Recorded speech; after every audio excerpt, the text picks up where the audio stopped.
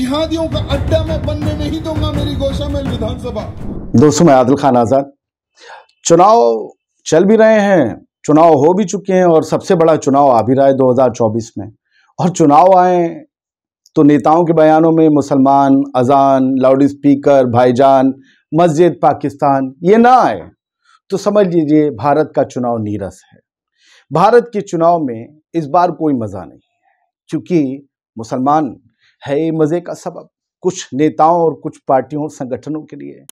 फिलहाल तो ये हुआ कि टी राजा सिंह नाम के एक क्यूट शख्स हैं, भारतीय जनता पार्टी के विधायक हैं। बीच में उन्हें निलंबित कर दिया था। भारतीय जनता पार्टी की कुछ अंतरात्मा जागी थी। जैसे ही वो वापस हुई, टी राजा सिंह बहाल हो गए और टी राजा सिंह अपने काम पर लग गए।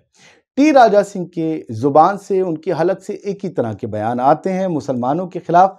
इस बार वो साहब बोले हैं कि अगर मैं फिर से चुनाव जीता हैदराबाद की गोशामेल सीट से तो ये काले कपड़े और ये टोपी लगाकर लोग घूमते हुए नजर नहीं आएंगे मेरे इलाके में, और हमें हिंदू राष्ट्र बनाना है भारत को। अब सोचिए, सिखों को के एक ग्रुप को अगर खालिस्तान चाहिए होता है तो उन्हें आतंकवादी बता देते हैं। कई मुसलमान इस मुल्क में सिर्फ इसीलिए जेल में बंद रखे गए हैं कि एक हमारे बीच अभी पिछले साल या इसी साल शगुफा आया था कि 2047 तक ये लोग इस्लामिक राष्ट्र बनाने के मंसूबे पर काम कर रहे थे भारत को। तो भैया, लेकिन हिंदू राष्ट्र कोई बनाए, वो बाबा बागेश्वर कुछ भी बोल देते हैं, इतने क्यूट शख्स हैं। वैसे टी राजा सिंह बोल देते हैं, इस देश का ना तो कुछ चुनाव आयोग करता है, कम से कम टी राजा पे तो कर सकता है, बाबा बागेश्वर पे तो कौन करेगा। वहां तो सब लेट लेट के आशीर्वाद लेने जा रही नेता नगरी।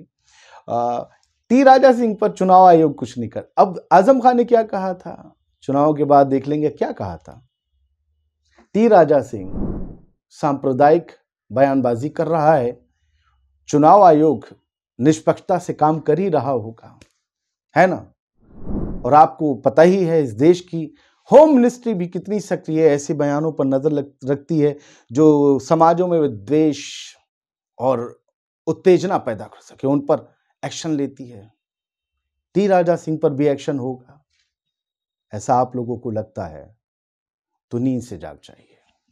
नहीं, ये लोग रखे ही इसीलिए गए हैं,